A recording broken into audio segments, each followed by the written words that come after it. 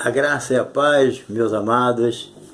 Aqui estamos mais uma vez para trazermos aqui a segunda lição de jovem do terceiro trimestre.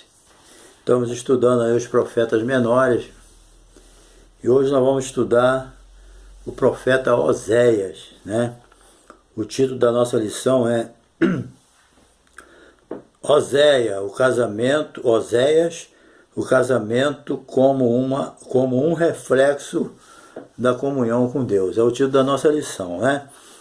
Nós vamos ver aqui nessa lição, nós vamos refletir um pouco a respeito da vida de Oséias e o seu drama pessoal, né? Procurando também compreender a linguagem do casamento como um reflexo também da comunhão do homem com Deus, de Deus com seu povo, né? Então nós vamos aqui estudar uma lição muito boa que mostra aí uma situação de um homem que por amor a Deus obedeceu, né? E ele entendeu o que Deus queria dizer. É uma situação muito complicada para os dias de hoje, mas dentro do contexto de Oséias, né, foi válido, porque Deus não faz nada errado, né? Tudo que Deus faz é certo. Então Deus sabia o que estava fazendo quando ele usou Oséias para tomar aquela atitude que nós vamos ver aqui durante a lição. E também eu quero te agradecer por você estar comigo aqui agora nesse canal. Deus te abençoe, me sinto honrado aí com a tua presença. E eu quero fazer um pedido para você se inscrever em nosso canal. Se você não se inscreveu ainda, se inscreva aí do lado direito aí na tua frente, está escrito inscrever. É só você dar um toquinho aí e você vai ficar inscrito no meu canal, tá bom? E se você ainda não se inscreveu, claro, tá bom? E dá o seu like, se você gostar, deixa teu comentário. Se você puder, se você não for aqui, né, conhecido da gente, você deixa aí o local lá onde você mora, o estado, tá? Passa pra gente aí, bota aí, ó, fulano de tal, eu sou de tal lugar, tá bom? Pra gente interagir, entendeu? E eu tenho muitos vídeos no meu canal, tenho uns 300 e poucos vídeos, e não são todos de escola dominicais, da escola dominical. Tem outros vídeos, muitos assuntos interessantes sobre a Bíblia, sobre a palavra de Deus, e vai ser bênção na sua vida, tá bom? Entra aí, você que está no meu canal, dá um toque em cima do meu nome. Aí você vai, entendeu? Abrir todo o canal, depois tu toca em vídeo e você vai ver os vídeos que você quiser, tá bom? Te agradeço aí. Não deixe de dar um toquinho no sininho para receber novos avisos, tá bom? De vídeos novos. Um abraço aí, fica conosco aí até o final. Deus te abençoe. Bem, vamos aqui para a nossa lição. O nosso texto do dia diz: contendei com vossa mãe, contendei, porque ela não é minha mulher, eu não sou seu marido, né? Oséias 2:2. Assim, Oséias recebeu a missão de profetizar para Israel, um povo ingrato e obstinado.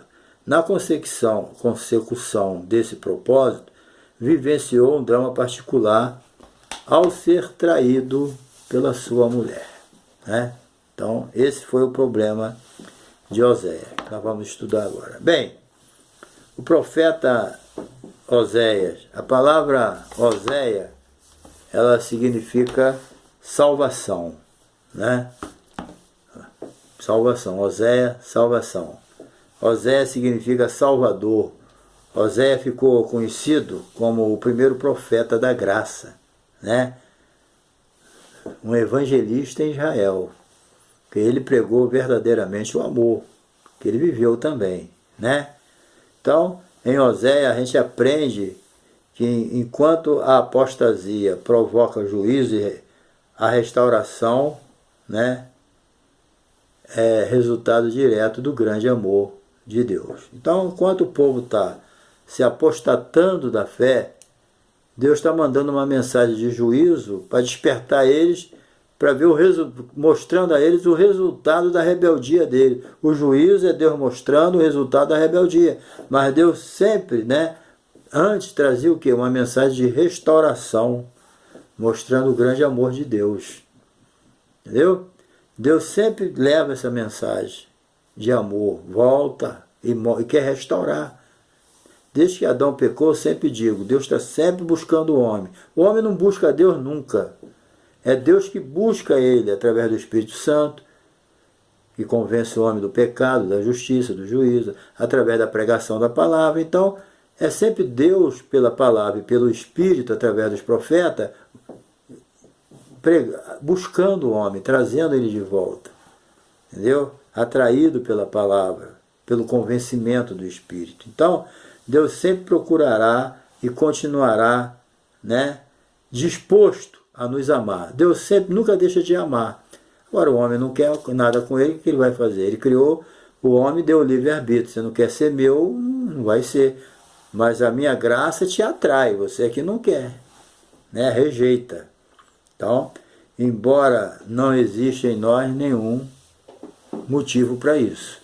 Se Deus procurar coisa boa no ser humano, ele não acha. Deus nos salva porque Ele ama.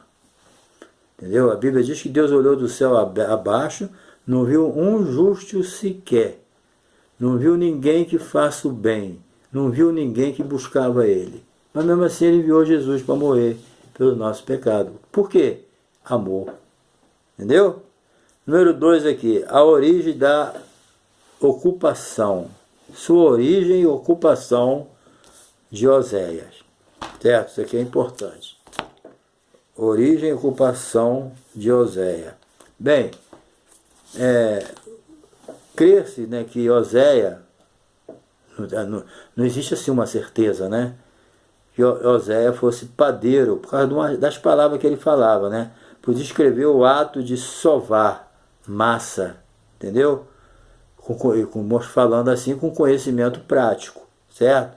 Ao que tudo indica, ele era um mercador que, ao vender os seus produtos, aproveitava para exortar a sua geração. Entendeu? Ele era padeiro, ele também tinha suas vendas, e dentro desse propósito, ele aproveitava e exortava as pessoas, pregava a palavra. Entendeu? Então ele aproveitava para exortar o povo. Poderia ser para voltar para os caminhos do Senhor, né? Ele sempre procurava uma forma, certo? Então, ele sempre aproveitava para exortar a sua geração, entendeu? Nos mercados da cidade próximo. Então, isso ensina que é possível fazer a obra de Deus no exercício da nossa ocupação. Então, às vezes você, né, trabalhando no meio de pessoas como engenheiros, advogados, você sendo um engenheiro, você pode ganhar outros engenheiros. Você sendo, né, um médico, você pode ganhar outros médicos. Dentro da tua ocupação, você pode ser usado como instrumento de Deus. É aquilo que a Bíblia diz. Tudo que vier à tua mão, faça.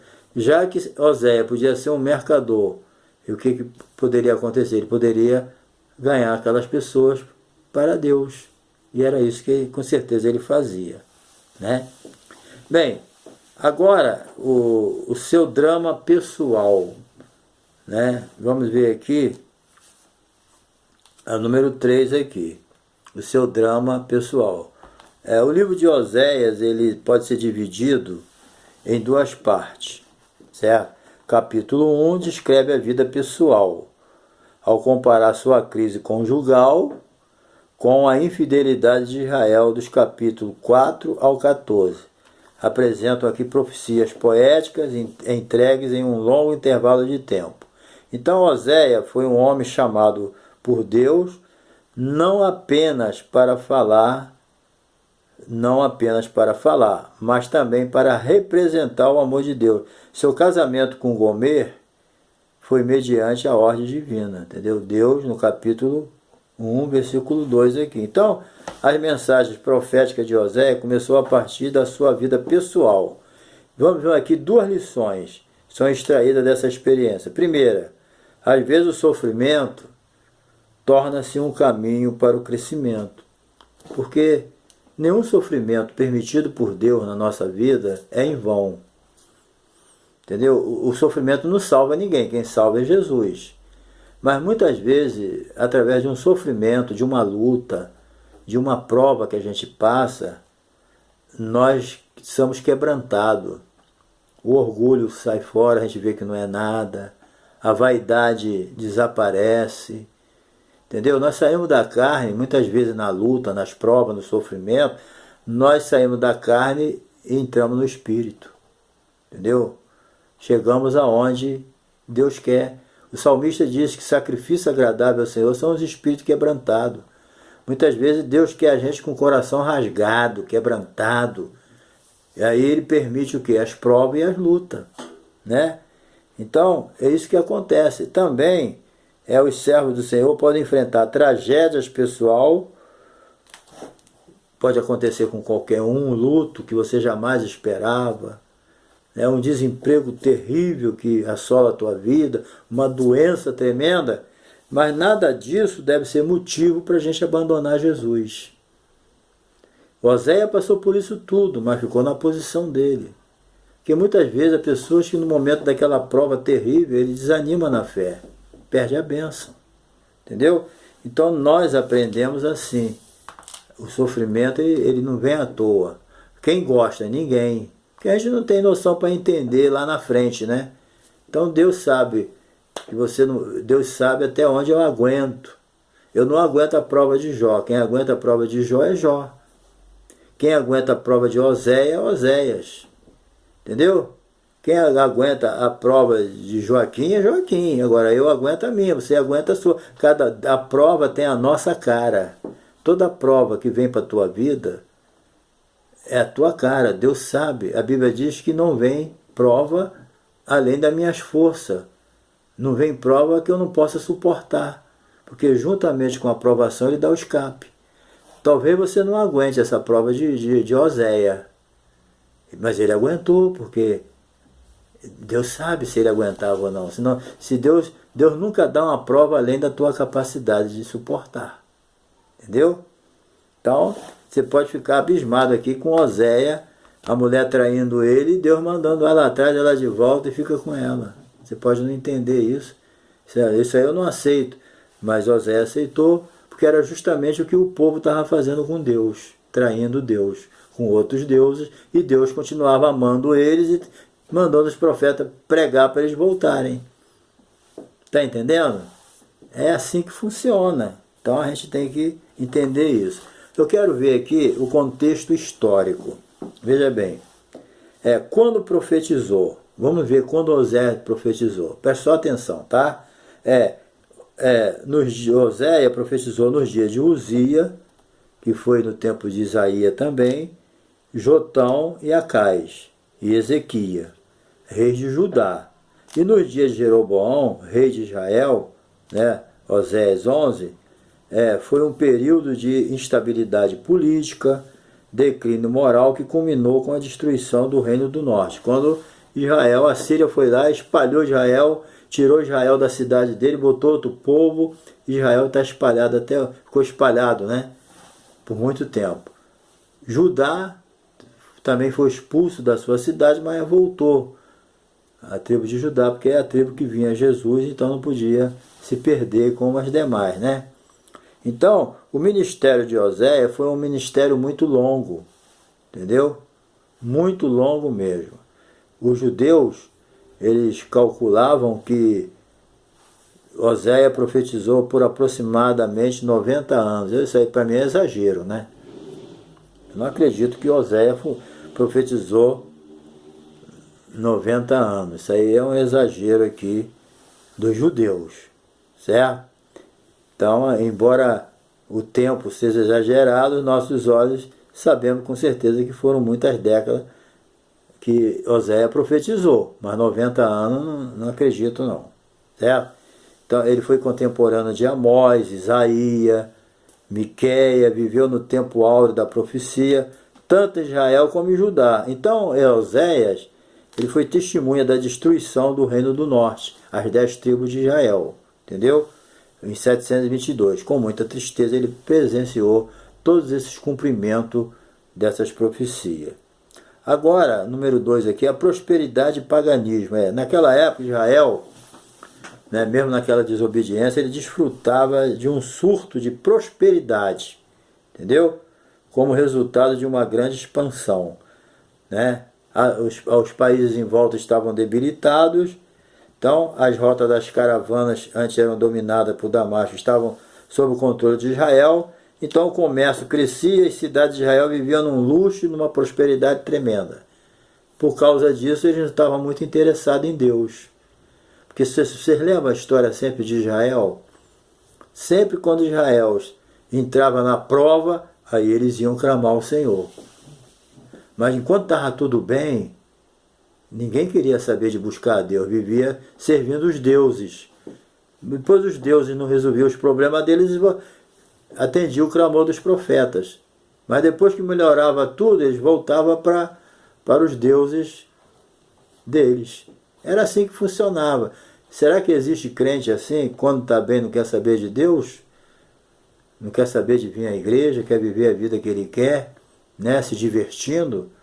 E de repente entra um luto, entra uma enfermidade, entra um problema, entra outro, e a pessoa volta. Vê que não é nada daquilo. Então, não há nada novo debaixo do céu, amigos. Não há. Entendeu? O Levi, um pastor do século XX, ele dizia que a prosperidade é o clima propício para as campanhas do diabo. Entendeu? O diabo, ele aproveita quando a pessoa está prosperando, ele entra com a seta dele. Agora você está bem, cara. Vive a tua vida. O diabo é astuto. Certo? Quantas pessoas até um carro faz ele desviar? Um aumento de salário faz ele errar o alvo. Tem muita gente assim. Entendeu? Então, muito cuidado com aquilo que você tem de bom. Usa para Deus, usa para a obra. Não se desvie quando você prosperar, não. Entendeu? Quanto mais você prosperar, se aproxima mais de Deus, porque a prosperidade vem de Deus. Entendeu? Deus te prospera para você ser mais útil a Ele na terra. Abençoar mais as pessoas. Às vezes Deus te abençoa porque tem muita gente precisando de você. Aí Deus te abençoa com muitas coisas boas, para que você possa dividir com as pessoas, abençoar as pessoas. Mas as pessoas fazem o contrário, se tornam egoístas, vaidosos, arrogantes, ainda se afastam de Deus. Se não se afasta, fica frio, indiferente, se achando muito importante.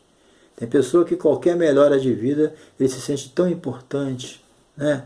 O importante na nossa vida é Jesus, certo? Vamos lá. Então, a prosperidade deixou as pessoas gananciosas, insensíveis às realidades espirituais. Muita prosperidade, muita frieza espiritual. Isso é que é triste. Deus não quer prosperar ninguém para ficar frio na fé, né? Então os cultos, os sacrifícios continuavam, mas não eram oferecidos ao Senhor. Se havia uma colheita boa, olha só que tristeza. Quando tinha uma colheita boa, eles iam agradecer a Baal, em vez de agradecer a Deus. Entendeu? Isso é o cúmulo, né? Mas era o que acontecia. Você pode ver lá em Oséias 2:8-13, eles agradecendo a Baal pela grande colheita. Os demônios. Por trás dos ídolos estão o quê? Os demônios. Né? Então, os israelitas foram seduzidos pela idolatria, abandonaram o Deus de Israel, fizeram vários bezerros de ouro em várias cidades para adorar. Dá para entender? É difícil, mas você vê como é que o diabo cega as pessoas? Tem crente que às vezes olha para trás e pensa, meu Deus, como é que eu fiz aquilo? Davi, quando pegou a mulher do soldado dele, a Batseba, e depois ainda mandou matar ele, talvez quando passou o tempo, Davi pensou, meu Deus do céu, como que eu fiz uma besteira dessa? Né? Muitas vezes o crente, se não vigiar, ele faz coisas horríveis. E depois ele pensa, como que eu, crente, fiz isso? Mas fez. Entendeu? Então é um cuidado que a gente tem que ter. A pessoa é abençoada e vai atribuir essa prosperidade ao Satanás, conhecendo a Deus. Um ignorante, tudo bem, mas quem conhece a palavra, sendo abençoado, vai atribuir isso a Satanás? ele já errou o alvo, entendeu? Mas sabe o que acontece? O diabo, o vosso adversário, ele não só anda em derredor. A Bíblia diz que ele cegou o entendimento das pessoas. Ele cega. A idolatria é uma coisa que fascina. Israel sempre teve vontade de ter vários deuses. Israel sempre foi enganado pelo diabo. O diabo sempre falou para eles, olha, vocês só têm um Deus. As outras nações têm dezenas de deuses. Por isso que estão melhores. E não estavam melhores. Então o povo ficava com isso na mente. Nós temos que ter mais deuses. Quanto mais deuses, melhor. A gente só tem um. Mas o um que a gente tem vale por todos, que é o Deus Todo-Poderoso. Né? Então as pessoas têm que entender isso. Muita gente pensa que os crentes estão no prejuízo. Não, os crentes têm o melhor, que é o nosso Deus Todo-Poderoso. Entendeu? Isso aí que a gente tem que ter ideia disso. Número 3 aqui, líderes corrompidos. Né? Líderes corrompidos. Na época Oséia, né? Na época de Oséia, os sacerdotes tinham perdido a paixão pela piedade, né? Perderam o amor, né? Eles abandonaram os seus postos sagrados e se uniram aos salteadores de estrada. A pessoa perde a graça, se desvia, ele fica pior do que o ímpio. Dizem que a testada de uma ovelha é pior do que de um bode. Então, muitas vezes uma ovelha ela pode ficar pior do que o bode, mais fedorenta do que ele. Entendeu? Então, muitas vezes um desviado se torna pior. Porque a Bíblia diz que há um demônio entre as 7. Se a pessoa não vigiar, tem que manter a porta fechada. Entendeu? Tem que manter a porta fechada. Então, os sacerdotes, que eram os líderes que tinham que ensinar o povo, o que eles faziam? Eles se uniam com os ladrões, com os gananciosos, para explorar o povo. Entendeu? Viviam disso. Então, os homens que deveriam ser exemplo espirituais, né, se tornaram um mau exemplo, porque se tornaram corruptos. Né? Porque nós, querido, querendo ou não, nós precisamos de exemplo. Nós temos nosso exemplo, que é Jesus. Mas todos nós, principalmente o jovem, ele precisa de exemplos na igreja dele. Ele tem que ter líderes que sejam exemplo. Tem que ter pastores que sejam exemplos. Tem que ter pai, mãe que sejam exemplos. Tem que ser obreiros que sejam exemplos. Todos nós precisamos, né, de exemplos, de pessoas, para a gente seguir. Quando nós temos um modelo, a coisa é boa, é mais fácil. Todos nós somos falhos, né? O modelo principal é Jesus, mas todos nós, como ser humano, precisamos de modelo para a gente seguir. Entendeu? Nós precisamos eu tenho um pastor que é de oração, é um homem santo, vive uma vida, não é perfeito, mas é meu modelo, porque ele é um cara fiel. Entendeu? Mas se errar, a gente sabe que é humano também. Mas todos nós precisamos de modelo. Quem é obreiro tem que ser um modelo. Entendeu? Mas os sacerdotes aqui não eram modelo. Então Deus levantou um padeiro, um Oséia, para pregar a palavra. Né? Quantas pessoas reclamam? Pô, o cara veio para a igreja hoje, já é pregador. Lógico, ele ficou na posição. Quem não quer, Deus usa outro. Não adianta ter 50 anos de igreja e ser preguiçoso, não querer fazer a obra de Deus, não querer se envolver, só ficar pelas beiradas se murmurando. Deus não usa pessoas assim. A pessoa tem que se envolver, cair de cabeça, mas com sinceridade, para exaltar Deus, glorificar o nome dele e edificar a igreja. Entendeu? Então Deus levanta o quê? Um padeiro simples para ser um profeta. Entendeu? Então Oséias chegou a descrever a sua vida. Quando ele chegou, a situação da vida espiritual da nação era tristeza. Desanimava qualquer profeta. Porque se os profetas fossem olhar mesmo a situação do povo, eles desanimavam. Eles olhavam assim, não tem jeito mais. Estão muito aprofundados no pecado. Né? Então o povo havia abandonado a Deus, se prostituindo espiritualmente diante dos deuses pagãos. E na hora da dificuldade, né, às vezes buscavam até socorro em quem não devia. Certo? Então, tudo isso, né, Oséias, ele colocou-se, apesar disso tudo, Oséias se colocou na posição que Deus queria. De quê? De ser usado. Pronto. Para sair dessa parte aqui, você sabe qual é a maior dificuldade de Deus? com a gente, não é que falta obreiro, é o obreiro disponível. Porque pessoas para fazer a obra tem muitos, mas disponível não tem. E Oséia, apesar de toda essa situação dele, ele se disponibilizou, entendeu? A fazer a obra. E quem se disponibiliza vai fazer. Né? É tudo que Deus quer. Finalmente aqui vamos para parte 3, casamento com reflexo da comunhão com Deus. Vamos ver aqui esse casamento do Oséias. A metáfora do casamento. Oséias, por meio da sua própria experiência, ele exortou Israel sobre o perigo da infidelidade, da traição, entendeu? A metáfora do casamento ela foi utilizada para demonstrar o quê? O fascinante amor de Deus, entendeu? Porque Oséias usa essa figura do divórcio também, do casamento do divórcio, para mostrar a tristeza do Senhor em executar o juízo. O povo, pelo pecado, se divorciou de Deus, se separou. Entendeu?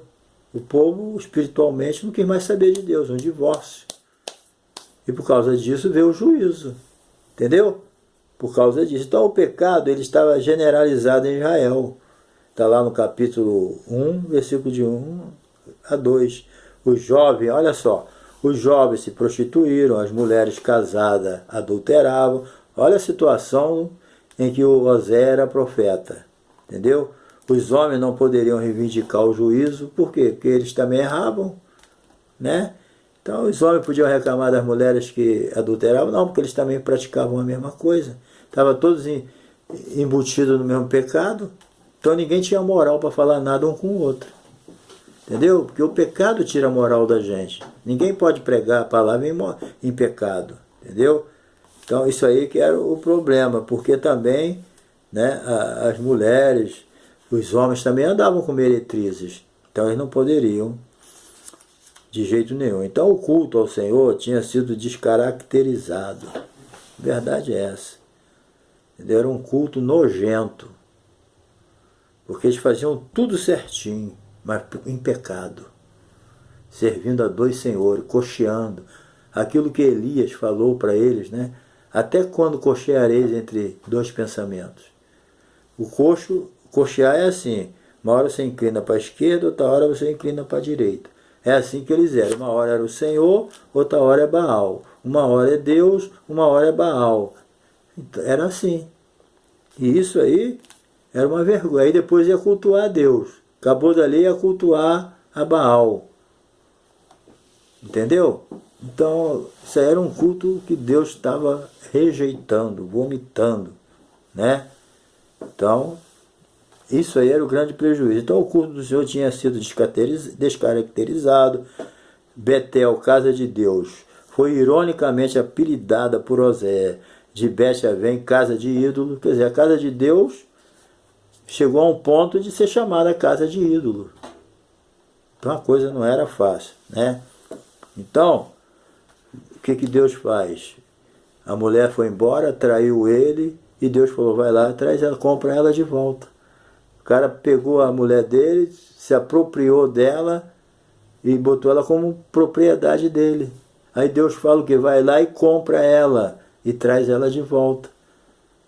É fácil para um homem saber que a mulher dele tá lá, foi embora para uma casa de prostituição, para ser propriedade de um homem, escrava dele, e ele ter lá que comprar ela de volta. Isso pode ter doído em Oséias, mas por que Oséias obedeceu? Isso aí estava simbolizando o quê? O que o povo estava fazendo com Deus. Entendeu? O povo comprado para servir a Deus, largou Deus, foi ser escravo de Baal. Aí Deus manda os profetas ir lá trazer de volta com a pregação da palavra. Entendeu? Então isso tudo aí é um símbolo, né, do que Deus fazia com eles. Alguém podia achar ridículo Deus mandar Oséias fazer isso, mas Deus estava usando isso como uma figura do que o povo estava fazendo com Deus. Entendeu? Então, isso aí tudo foi algo planejado por Deus para abrir a mente do povo e entender. Aí Oséias sentiu na carne aquilo que Deus sentia. Entendeu? Porque Deus tem sentimento. A Bíblia diz, não entristecer o Espírito Santo. Então Deus se entristece com as atitudes erradas da gente. Pensa que Deus fica insensível, só exigindo? Não, Ele sofre. Porque nós fomos criados à imagem e semelhança dEle. Entendeu? Então, o mesmo sentimento que Oséias sentiu, Deus sente. Aí Oséias entendeu. Aí sim Oséias foi entender o que Deus sentia. Porque ele sentiu. Entendeu? Alguém pensa o quê? Que Deus é um robô? Que Deus não tem sentimento? Não, Deus se entristece. Deus se alegra. Deus tem sentimento, tem emoção. Entendeu? Deus tem ira, Deus tem alegria, Deus tem tristeza. Por causa, não em si, mas como resultado das nossas atitudes. Entendeu? Então, para encerrar aqui, as promessas de restauração. Assim como Oséias resgatou Gomer, a mulher dele, do mercado da escravidão, da prostituição, Deus resgataria seu povo. Então, o amor de Deus é a tese central do livro de Oséias. Entendeu? Deus decidiu amar Israel e para restaurá-los imporia sobre eles algumas restrições. Primeiro, a disciplina é resultado de um julgamento fundamentado no amor, porque Deus só corrige aquele quem ama. Toda vez que Deus disciplina alguém é porque Ele ama. Se Deus não ama, não vai corrigir. Então Ele só corrige aquele que ama, para que essa pessoa volte a ser uma bênção na mão dele. Entendeu? Então, no deserto, né, a disciplina é um resultado do julgamento fundamentado no amor, porque Deus só corrige quem ama. Agora, no deserto, Deus falou ao coração do seu povo a expressão, eu lhe falarei ao coração. Reflete o quê? Um diálogo íntimo, romântico, tal como um esposo se dirige à mulher. Certo? Então, depois que Deus nos salva, nos purifica, Ele quer um relacionamento íntimo com a gente. Entendeu? Deus, Ele nunca quis ter um relacionamento superficial com a gente. Então Deus estava usando Oséias aqui para mostrar ao povo que Ele queria era um relacionamento mais próximo, íntimo com o povo. Mas a gente sabe que o povo rejeitou a Deus. Então quando Oséias saiu da sua casa, foi lá naquela casa de prostituição, pagar um preço para trazer de volta a sua mulher, ali ele entendeu o sentimento de Deus. Ali ele entendeu, porque espiritualmente era justamente isso que Deus estava fazendo com o povo de Israel, e era justamente assim como a mulher largou Oséias e traiu ele, da mesma forma, o povo tinha largado o Senhor e traído ele com deuses satânicos. Azerá, Balaim, Baal. Deus já estava saturado disso, porque eles se divorciaram de Deus e foram procurar outro marido, outros demônios, para servir a eles. Largaram o Deus vivo, santo, para servir aos Baals da vida, aos Balaíns da vida e virar as costas para Deus. Foi o pior divórcio que eles fizeram. Mas Oséias sentiu na carne o que Deus sentia. Então, querido, que Deus te abençoe. Que você possa entender o amor de Deus. Como Deus sofre, no sentido do nosso desprezo para com aqueles que Ele escolheu para servir a Ele. Você foi escolhido para pregar, para ser um pastor, para ser um cristão, né? Se você aceitou o chamado de Deus na sua vida, não vire as costas para Deus por coisa boba não. Aliás, não tem nada nesse mundo que possa nos separar de Deus a não ser a nossa rebeldia. O apóstolo escreveu, quem nos separará do amor de Deus? Não tem nada, nem o diabo, nada pode separar você do amor de Deus. A única coisa que separa você do amor de Deus é a nossa desobediência e a nossa rebeldia. Mas mesmo assim, a gente larga Deus, mas Ele não larga a gente. Ele vai mandar alguém para pregar, o Espírito vai tentar convencer, até o último momento. Certo? Não vamos fazer como os judeus no tempo de Estevão. e no Velho Testamento, quando Estevão falou, vocês sempre resistiram ao Espírito Santo. Não vamos resistir à voz de amor de Deus através do Espírito Santo. Que Deus te abençoe, querido. E na próxima lição nós estamos aí falando dos profetas, né? Na próxima lição nós vamos estudar a lição 3 sobre Joel, tá bom? Um abraço, Deus te abençoe. Não se esqueça de tocar aí nessa palavra escrever aí, se inscreve, fala para mim aí de onde você é, deixa seu comentário, tá bom? Fica conosco aí, ajuda a gente a levantar esse canal aí, tá bom? Deus te abençoe, porque aqui só sai palavra. Um abraço, tamo junto.